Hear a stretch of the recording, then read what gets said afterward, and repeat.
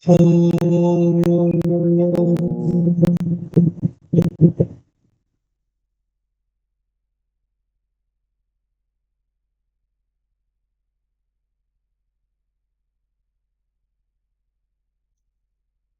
का विषय है कोश प्रवेश्य रत्न परीक्षा। कोश में जो रत्न रखे जाएंगे उनकी परीक्षा कैसे की जाए। राजकोष में कई प्रकार के वस्तु रहेंगे, उनमें से सबसे मुख्य जो है वो रत्न है, क्योंकि कम जगह में ज्यादा कीमत वाले वस्तु होने से कम जगह में ज्यादा यानी मूल्य रखा जा सकता है।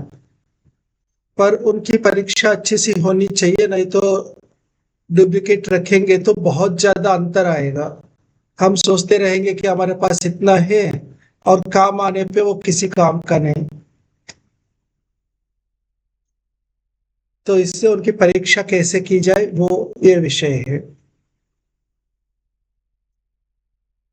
कोशाध्यक्षः कोश प्रवेश्यम रत्नं सारं फल्गु कुप्यं व तज्जातकरणाधिष्ठितः प्रतिगृह्णीयात्। यानी कोश में जो भी यानी इसमें विभाग किया है, रत्नम सारम फल्गु कुप्यम। रत्नम तो पता है, हीरा मोती इत्यादि। सारम जो है ना, जो कम जगह में ज्यादा मूल्यवान वस्तु, जैसे सोना चांदी है या बहुत कीमती लकड़ी सागवान वगैरह, तो ये सारा सार है। फल्गु मतलब फैला हुआ, जैसे सामान्य वस्तु है। और कुप्यम है लोहा वगैरह, धातु। तो इनका जब भी ये कोश के अंदर प्रवेश होता है, कोषाध्यक्ष स्वयं उसकी परीक्षा करे, अथवा कोषाध्यक्ष को उनकी परीक्षा नहीं पता, क्योंकि अनेक प्रकार की वस्तु अंदर आते हैं, तो कोषाध्यक्ष सभी को नहीं जानता है। तो जो जानता है उस व्यक्ति को वहां नियुक्त किया जाए कि वो परीक्षण करके अंदर उनको ले दे। बिना परीक्षण अंदर नहीं लिया जाएगा। तो पहले तो ये व्यवस्था करें कि कोई परीक्षण करने वाला व्यक्ति हो। अब अंदर जो वस्तु लिए जाएंगे उनके लक्षण बता रहे हैं। इनमें से सबसे पहले रत्न है। रत्न के अंदर भी अनेक प्रकार की रत्न है, हीरा से लेके मोती तक। तो सबसे पहले मोती की बात है। तो मोती के जो प्रकार बताए रहे हैं, ताम्रपार्णिकम, पांड्यकवाटकम, पाशिक्यम, कौलेयम, चार्णेयम, माहेंद्रम, कार्दमिकम, सौतसीयम, ह्रादीयम, हैमवतं च मौक्तिकम। ये 10 प्रकार के मोतियों की बात यहाँ बताया जा रहा है। आचार्य चाणक्य के समय ये 10 प्रकार की मोती प्रसिद्ध थे, तो ये 10 बता रहे हैं, और समय और स्थिति के अनुसार इनकी संख्या आगे पीछे होती रहती है। तो पहले काल में जो सहज मोती थे वही थे, यानी इनका जैसे आजकल मोतियों को एक प्रकार से खेती कहा जाता है, खेती नहीं है वो, तो यानी कृत्रिम रूप से भी प्रयास पूर्वक मोतियां उत्पन्न किए जाते हैं, उनकी चर्चा नहीं है। तो ताम्रपर्णा नदी है, तो वहां मिलने वाले ताम्रपार्णिकम है। और पांड्य का बाटक जो है, कोई पहाड़ है, वहां तालाब वगैरह होगा, उसमें प्राप्त होने वाला। और पाशिका नदी है, ये कहते पाटलिपुत्र के पास में है, पटना के पास में, तो उस वहां प्राप्त होने वाले। एक कुला नदी है, जो वहां प्राप्त होने वाले कौले हैं। चौर्नेयम, चूर्णी नदी है केरल में, वहां प्राप्त होने वाले। महेंद्र पर्वत में महेंद्रम,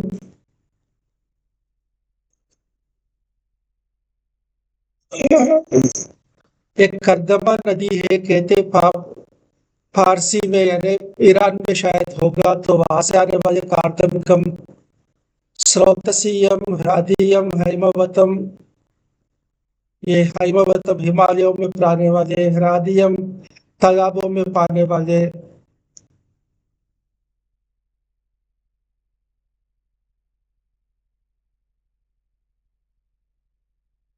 ये स्रोतसी नदी है, वहां से स्रोतसी है। मैंने ये मोतियों के नाम है जहां से वो प्राप्त होते हैं उसके अनुसार, और जहां से प्राप्त होते हैं उसके अनुसार उनकी क्वालिटी में भी अंतर हो सकता है,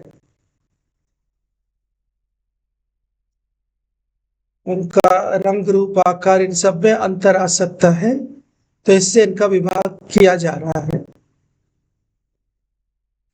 आचार्य जी। जी हाँ, इसमें अधिकतर ऐसा जो नदी है, तालाब है, ऐसा उल्लेख किया है यहाँ पर। जी बाकी अपने यहाँ इसमें तो मतलब समुद्र ही वो, मतलब जिसके रत्नाकर भी कहते हैं ना उसे। जी हाँ, हाँ, तो समुद्र मतलब में अधिक तो मोती है ये समुद्र में मिलते होंगे, ऐसा समुद्र में मुश्किल समुद्र का है। उल्लेख यहाँ पे ज्यादा नहीं किया है। नहीं, समुद्र में से मोती निकालना बहुत मुश्किल है। समुद्र में डुबकी लगा अच्छा। के मोती निकालने की जो है ना, बहुत रेर होता है, इस कारण से संभवतः नहीं लिखा है। नदियों में से निकालना सरल है। अच्छा।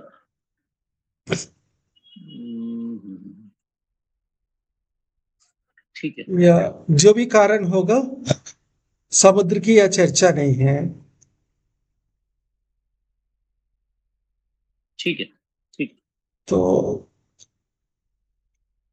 शुक्ति ही शंकः प्रकीर्णकम च योनयः, ये मोती प्राप्त होने के 3 प्रकार की स्थितियां बताई है।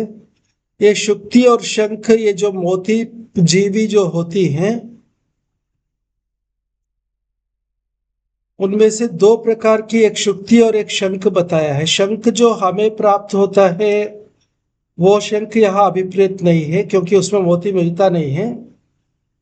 कोई और, यानी मोती का जो जीव है जिसमें मोती बनता है, उसी का भेद है। दो भेद, शुक्ति और शंख तो 2 मोतियों की भेद है। प्रकीर्णक जो है, ये व्याख्याकारों के अनुसार ये पानी में ना होकर, जैसे ये कहा जाता है कि हाथी जो बहुत ज्यादा बलवान हाथी, उसके मस्तक में मणि रहती है, सांपों के मस्तक पे मणि रहती, इत्यादि कुछ प्रचलन है, वो यहाँ गिरी जा रही है।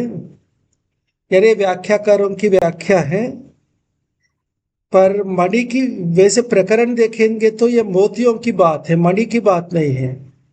सांप और हाथी में मणि की बात है, मोती की बात नहीं है। इसलिए यहाँ प्रकीर्णक जो है ना, जो अन्य प्रकार की मोती जीवी, यानी उसको उसको क्या कहेंगे, उसको कोई भी नाम देवे, मोती प्राणी जिसमें मोती बनती है। 2 मुख्य प्रकार है, शुक्ति और शंख, और अनेक अन्य प्रकार की होंगे, वो सारा मिलकर एक प्रकीर्णक कर दिया। प्रकीर्णक का मतलब मिले जुले। तो बाकी सारे, हाँ, अलग अलग मिसलेनियस जो कह सकते, हाँ, बाकी बचे हुए सारे प्रकीर्णक के अंदर आ जाएंगे। तो एक 2 तो मुख्य है ये। हाँ, एक तो नदियों की दृष्टि से उनका नाम है, और दूसरा जिस प्राणी से वो उपलब्ध होता है उसके अनुसार भी विभाग है। मतलब ये जो 2 है, शुक्ति और शंख, जी हाँ, एक ये में तो एक प्राणी निश्चित और रूप एक से ये नदी, अलग ऐसा। अलग प्रकार की प्राणी है, मोती प्राणी। कौन सा, शुक्ति? शुक्ति भी एक अलग प्रकार का, शंख एक अलग प्रकार की मोती प्राणी है, जिसमें से मोती मिलता है। अच्छा, मतलब दोनों प्राणी है ये, शुक्ति हाँ और शंख। हाँ, मोती तो आपको पता ओके। होगा और ना, जैसे एक मोती प्राणी हाँ, है, हाँ। तो उसमें 2 वेराइटीज हैं। 2 बड़े वेराइटीज है, ज्यादातर इनसे मिलता है। कुछ अन्य वेराइटीज होंगे छोटे छोटे, वो उनको प्रकीर्णक कहा है। अच्छा, ये मेरी अपनी दृष्टि ठीक। है, क्योंकि हाथी और सांप की जो बात व्याख्याकार करते हैं वो हाँ, हाँ, मोती के लिए नहीं, जो साहित्य में मिलता है मणि के लिए है, मोती के लिए नहीं है। बरोबर। इससे वो हुँ, यहाँ हुँ, ठीक हुँ। नहीं है। तो यहाँ उल्लेख किया है तो कुछ और उसका अर्थ होगा या? नहीं, वो प्रकीर्णक शब्द है मूल में। हाँ, हाँ। मूल में प्रकीर्णक शब्द है। प्रकीर्णक सामान्य रूप से ये मिसलिनियस जैसे छोटे छोटे अनेक जो प्रकार के होते हैं वो सारे हाँ, इकट्ठे प्रकीर्णक कहे जाते हैं। हाँ, हाँ। नहीं जी मतलब वो एक्सप्लेनेशन में हाथी और सांप का जो लिखते हैं, हाँ, वो हाथी, व्याख्याकारों सांप का है। आदि। वो व्याख्याकारों का है, और वो उसको मोती के साथ जोड़ रहे हैं, जो मुझे ठीक नहीं लगता। अच्छा, अच्छा, अच्छा। हाँ, हाँ, ओके, ओके। ठीक। क्योंकि साहित्य में हम पढ़ रहे, एक तो वास्तव में हाथी और सांप में मणि रहता है नहीं रहता वो एक अलग बात है, पर कम से कम जो हम हुँ, हुँ। साहित्य में पढ़ते हैं तो वहां हाँ, मणि की बात है। मोती और मणि अलग है। मणि का मतलब वो एक स्टोन, अच्छा। और मोती तो एक अलग चीज है। हुँ, हुँ, बरोबर। तो तो ये, मोती को भी मतलब मणि को भी इसी में गिन लिया है इस हाँ, व्याख्याकार ने। यानी एक कंफ्यूजन हो जाएगा। अभी प्रकरण बरोबर, मोती का बरोबर। है, मणि का आगे है प्रकरण, और जो मणिया है ना अच्छा उल वो आगे अच्छा, अच्छा, अलग उनकी से भी चर्चा प्रकरण है। है। हाँ, तो ठीक, मोतियों ठीक, के ठीक। अंदर मणि की बात ठीक नहीं है। ठीक है। अब मोती की उत्पत्ति के अनुसार उनका नाम बताया है। अब इनका पहले दोष बता रहे हैं, कैसे मोती अच्छा नहीं है। तो ये दोष बता रहे हैं। एक तो मसूरकम, त्रिपुटकम, कूर्मकर कूर्मकम, अर्धचंद्रकम, कंचुकितम, यमकम, कर्तकम, खरकम, सिक्थकम, कमंडलुकम, श्यावम, नीलम, दुर्विद्धम च अप्रशस्तम। अप्रशस्तम का मतलब जो अच्छा नहीं, प्रशस्त का मतलब अच्छा है, अप्रशस्तम का मतलब जो अच्छा नहीं है। तो ये जो अच्छा नहीं है उसकी जो चर्चा, एक तो मसूर रकम, मसूर दाल की तरह चिपटा, बिल्कुल वो काम का नहीं है, अच्छा नहीं लगेगा। त्रिपुटकम यानी तीन खूंटे वाले, यानी तीन जगह वो प्रोट्रूशंस कहते हैं ना, उभरा हुआ कांटे जैसे, तो उस प्रकार बेढंग आकार वाला। कूर्मकम, कूर्मकम का मतलब है कि एक तो मसूर है दोनों तरफ चिपटा, कूर्मकम जो है ना एक तरफ चिपटा, यानी कूर्म कहते क्या बोलते हैं, कछुआ को। एक नीच एक तरफ चिपटा दूसरी तरफ मोटा, ये कूर्मकम है। अर्धचंद्रकम पता है ना, अर्धचंद्राकार में रहेगा। कंचुकितम, कंचुकितम का मतलब कांच की तरह आर पार दिखने लग जाए। मोती जो है ना सफेद, अंदर क्या है दिखना नहीं चाहिए, उसकी छिलका मोटा होना चाहिए। पर यदि उसके अंदर क्या है दिख जाए, इसका मतलब छिलका पतला है। वैसे मोटे छिलके कह रहे हैं। अच्छा, कंचुकितम है, कंच नहीं, कांच नहीं है, कंचुकितम मोटा छिलका। ये मोटा छिलका का क्या मतलब है पूरा मुझे भी नहीं पता। यमकम है दो जुड़े हुए, डंबल जैसा होता है, दो मोटे मोटे बीच में पतला जुड़ाव रहता है। कर्तकम कटा हुआ, खरकम ऊपर से रफ, यानी सरफेस जो है ना एकदम स्मूथ नहीं है, रफ है। सिक्थकम जो ऊपर से धाग लगा हुआ। कमंडलुकम कमंडलू आकार का। कमंडलू का मतलब जैसे कूर्मकम जो है ना एक तरफ बिल्कुल चिपटा, एक तरफ सामान्य मोटा है ना, वो भी बहुत ज्यादा उभरा नहीं। कमंडलू का मतलब काफी गोल है पर थोड़ा सा कटा हुआ जैसा। दोनों यानी कछुआ और कमंडलू का आकार में थोड़ा सा अंतर है। श्यावम और नीलम दोनों रंग वाले हैं।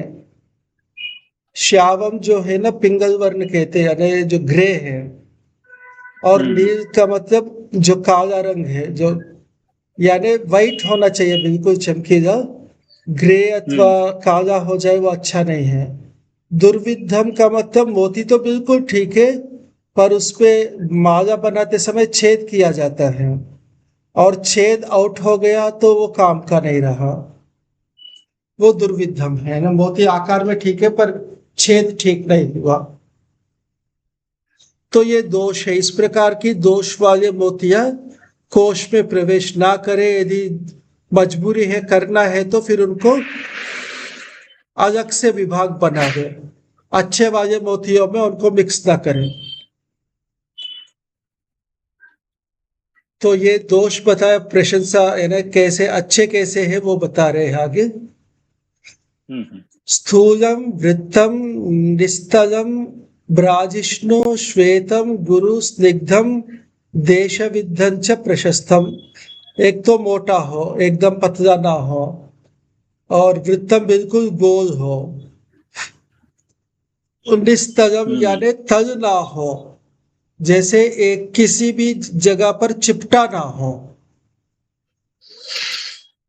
बिल्कुल गोल होना चाहिए। ब्राजिष्णु बहुत ब्राइट प्रकाश वाला हो। श्वेतम सफेद हो रंग।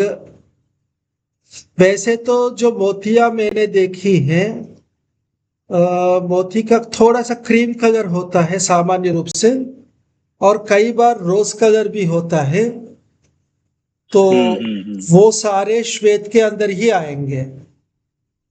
यानी हल्का सा एक रंग तो होता है। अब श्वेतम जो कहा जा रहा है वो एक सामान्य रूप से कहा जा रहा है, जो ग्रे ना हो, ग्रे ब्लैक ना हो, उसके लिए श्वेतम कहा जा रहा है। गुरु यानी भारी होना चाहिए। स्निग्धम चिकना होना चाहिए, यानी रफ नहीं होना चाहिए सरफेस। देश विद्धम बिल्कुल सही तरह से छेद किया गया हो, बिल्कुल सेंटर टू सेंटर, ये प्रशस्तम है, ये अच्छा है। तो इसी प्रकार के मोतियां यदि मोती कोश में आते हैं तो ये लक्षण देखना चाहिए कि इस प्रकार होने चाहिए।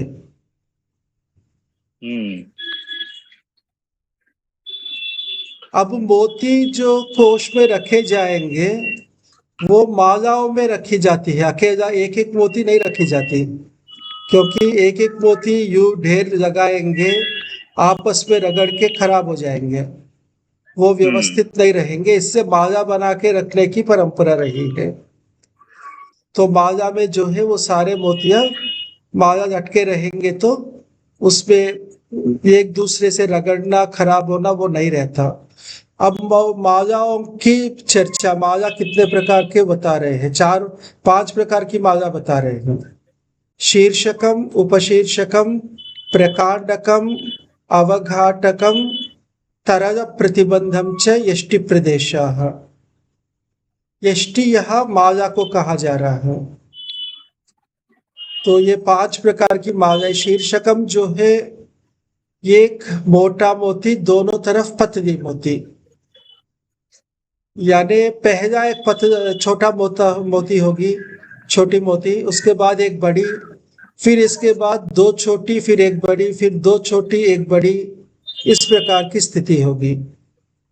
यानी कुल मिला के 3-3 का सेट, एक बड़ी मोती और दोनों तरफ एक एक छोटा, फिर एक बड़ी मोती दोनों तरफ एक एक छोटा, तो इन्हें बीच में 2-2 मोती आएंगे।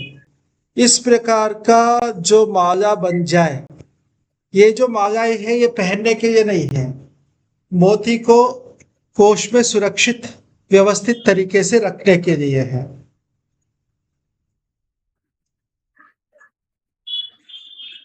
तो इस प्रकार जो मालाएं बनी जाती है उनको शीर्षकम कहते हैं। शीर्षकम में सबसे पहले एक छोटी मोती होगी, फिर एक बड़ी, फिर 2 छोटी एक बड़ी, 2 छोटी एक बड़ी, अंत में फिर एक छोटी, ये व्यवस्था है।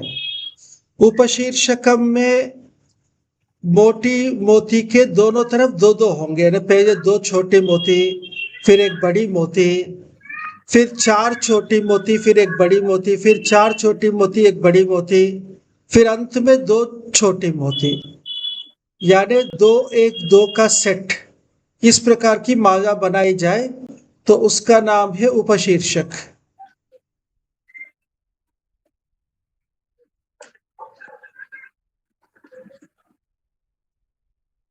और तीसरा है प्रकांडक।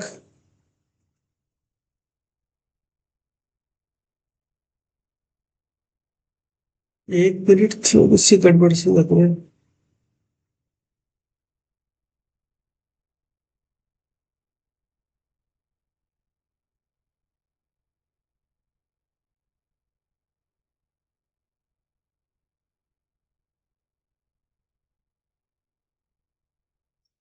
थोड़ी सी गड़बड़ लग रहे हैं।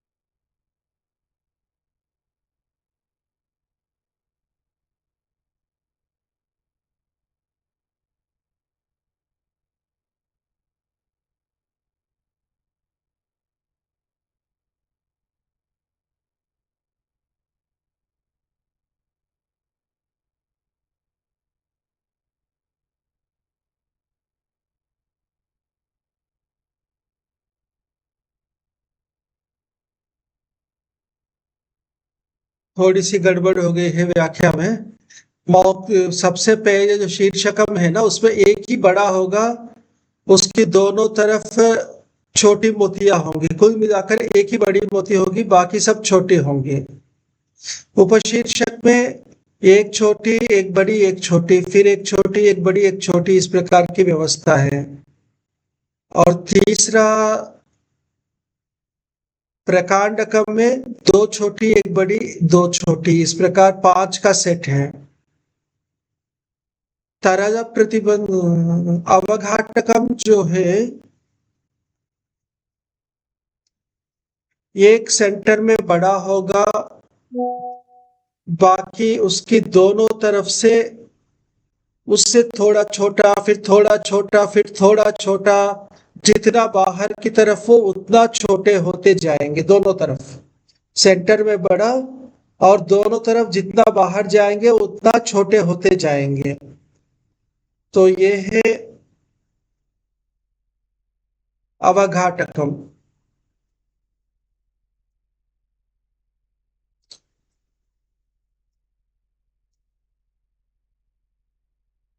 नहीं, अवघाटकम अंत में तरज प्रतिबंधम जो है ना, सारे एक प्रकार की मोतियां हैं। तो इस प्रकार पांच प्रकार की मालाएं हैं। पहली माला में केवल एक मोटा होगा, बाकी सब छोटे होंगे। दूसरे में एक दो एक इस प्रकार का सेट है। तीसरे में दो एक दो इस प्रकार का सेट है। चौथे में एक बड़ा होगा और दोनों तरफ बाहर की तरफ छोटे होते जाएंगे डिसेंडिंग ऑर्डर में। और अंत में तरज प्रतिबंधम में सब एक प्रकार की होंगे, इस प्रकार की मालाएं हैं। और इनकी मालाओं की संख्या को लेकर कुछ परिभाषाएं बताई है। यष्टीनाम अष्टसहस्रम इंद्रच्छंदः, 8,000 मालाएं हो तो उसको इंद्रच्छंद कहा है। ततोर्धम यानी 4,000 मालाएं हो तो उसको विजय छंद। 100 मालाएं हो तो देवच्छंद। 64 हो तो अर्धहार। 54 हो तो रश्मि। शतम देवच्छंदः, चतुष्षष्टिरर्धहारः, चतुष्पंचाशत रश्मि कलापः। 54 का रश्मि कलाप नाम है। द्वात्रिंशत गुच्छः, 32 हो तो उसका नाम गुच्छ है, यानी संख्या के लिए ये शब्द है। सप्तविंशति ही नक्षत्रमाला, 27 हो तो उसको नक्षत्रमाला कहते हैं।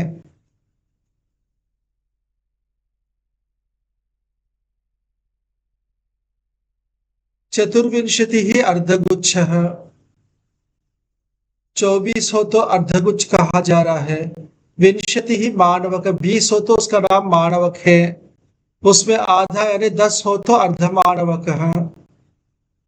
एत एव मणिमध्यस्तन्मानवका भवन्ति।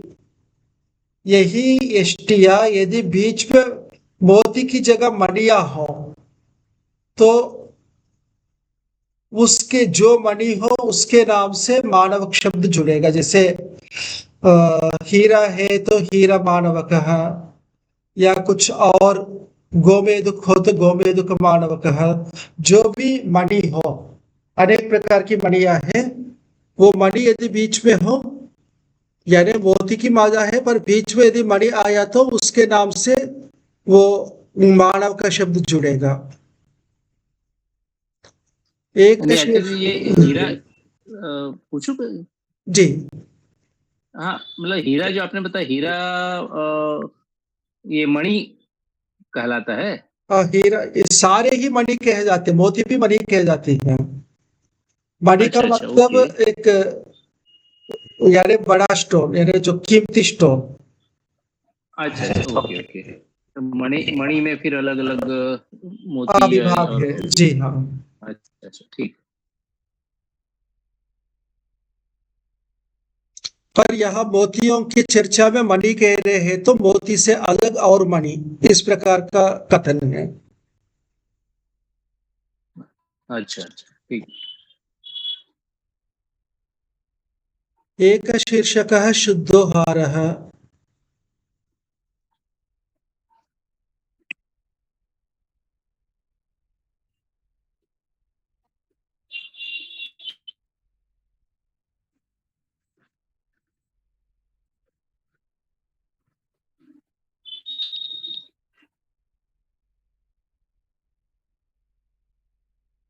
एक शीर्षकः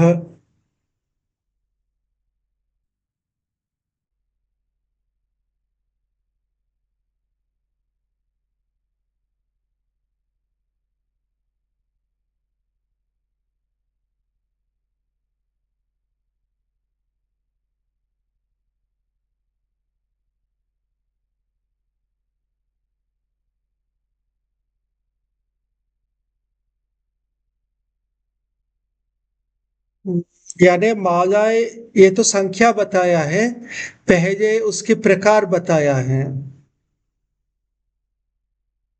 और जिस माला में जिस गुच्छ में एक शीर्षक, शीर्षक नामक वो जो पहले बताया उस प्रकार का हो, उसको शुद्ध हार कहते हैं। ये सब संज्ञाएं हैं इनके रखने की व्यवस्था को लेकर।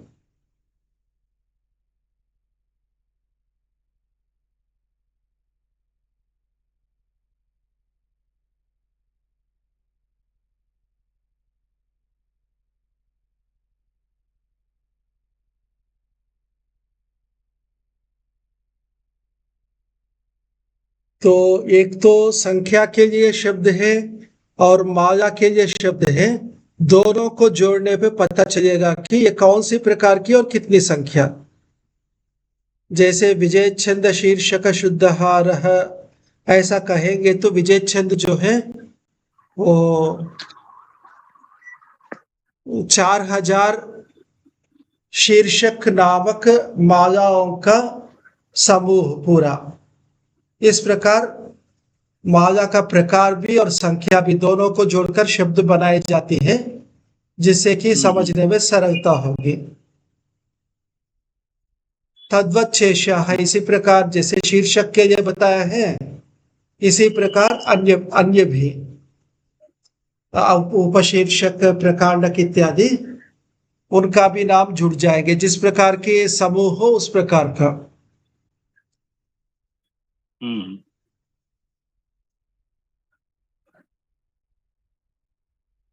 मणिमध्य और अर्धमानवकः, यदि बीच में मणि हो, मालाओं के बीच में मणि हो तो अर्धमानवक शब्द बताया है उसके लिए।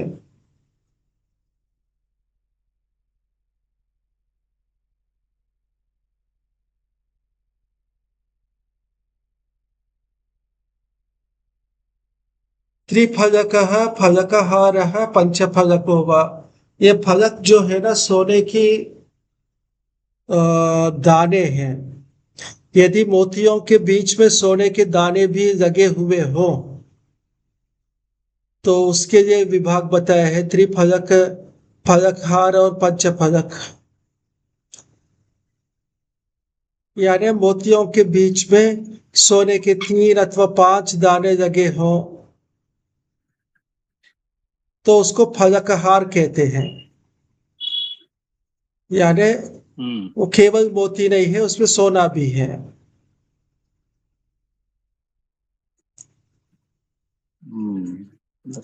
तो ये रखने की व्यवस्था ही है, एक प्रकार का आता नहीं है, अनेक प्रकार के आते हैं। तो इन सबको बहुत अच्छे से विभाग बना के अंदर रखना पड़ेगा ताकि गिनती करते समय सुविधा हो, मिक्स नहीं करना चाहिए। इससे व्यवस्थाएं बताई जा रही हैं। सूत्रम एकावली शुद्धा।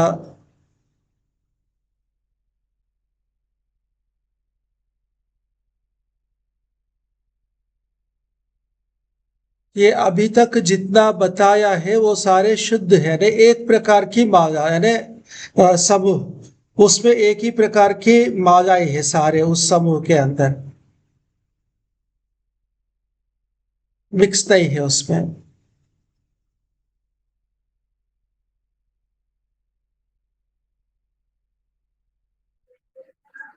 ठीक।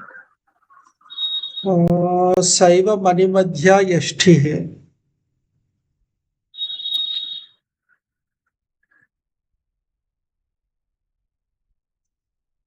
थोड़ी सी कंफ्यूजन है। यष्टि वैसे सामान्य रूप से माल्य के लिए कहा है, पर बीच में मणि होने पर यष्टि कह रहे हैं। ये थोड़ा सा नाम को लेकर कंफ्यूजन है, देखेंगे व्याख्या क्या है।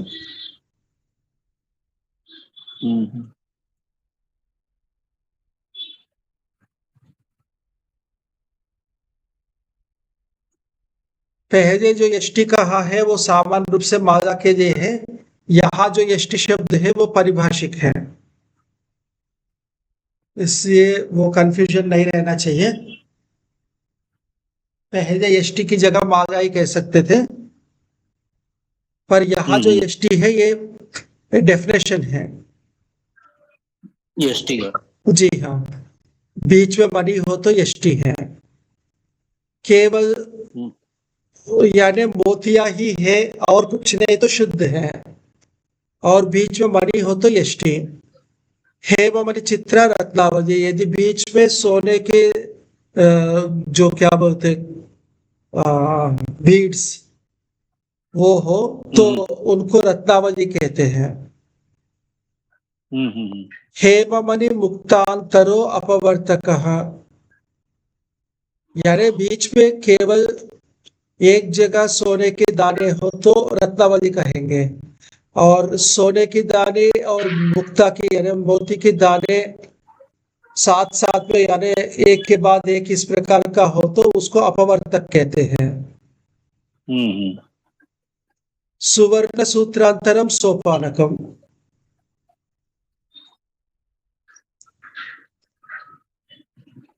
यानी एक माला सोने का, सोने के दानों का, एक माला मोती के दानों का, इस प्रकार का हो तो उसको सोपानक कहते हैं। मणिमध्यम व मणि सोपानकम, यदि मणियों की माला बीच में हो यानी एक माला मणियों का केवल मणि है, एक मोतियों का है तो मणि सोपानक कहते हैं। तो ये मिक्स वाले हैं। अंतिम दोनों जो है सोपानक जो है ना, इसमें 2 प्रकार की मालाएं मिक्स हैं। तेन शिरो हस्त पाद कटी कलाप जालक विकल्प व्याख्याता।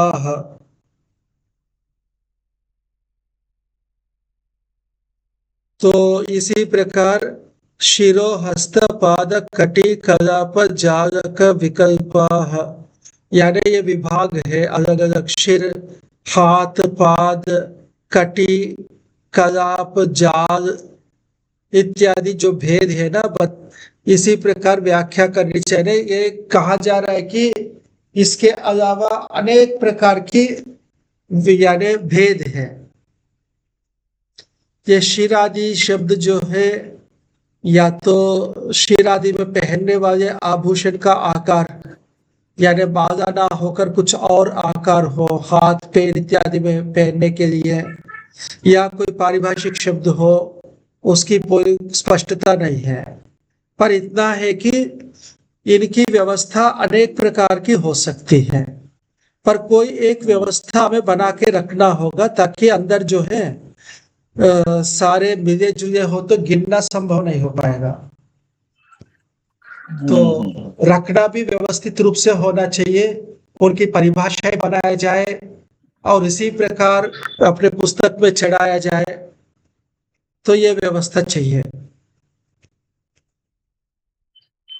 मतलब ये मूल रूप से व्यवस्था की दृष्टि से ये पूरा जी हाँ, ये उल्लेख है। जी हाँ, क्योंकि जो आज की कोश, भाषा में स्टोर कीपिंग जो है अच्छी तरह अच्छी हो। हाँ हाँ ठीक है। आज इनकी यानी इस प्रकार के क्या बोलते खजाने अब बचे नहीं हैं, पर ये बात हम अपने जो इन्वेंटरीज मैनेजमेंट में प्रयोग कर सकते हैं। इन्वेंटरी, हाँ हाँ, वो करते ही है कॉर्पोरेट में छोटी छोटी बातें, या फिर दुकान के लेवल पे। अभी समझो राज्य लेवल पे तो अभी हाँ, वो हर कैश दुकान में हम हो या देखते हैं, हर चीज व्यवस्थित रहते, दुकानदार को पता चलता है कि यहाँ ये है, यहाँ हाँ ये है। हाँ तो बस वही यानी उसकी जो शुरुआत यही से हो रही है। ठीक है। ठीक है, आज इतना रखेंगे, मोतियों की बात हो गई है, ये काफी अच्छा, लंबी तो ये हमारा प्रकरण है कहाँ तक हुआ ये? 21 नहीं, 26 तक। 26 तक, 26 तक हुआ ना? हाँ जी, ठीक ठीक है। नहीं नहीं नहीं, 26 नहीं, 28 तक हुआ है। मणि मध्य तीन शिरो, हाँ ठीक है, 28 तक। जी, ठीक है, ओंकार ठीक से है। ओंकार हाँ जी। करेंगे। ओ ओम।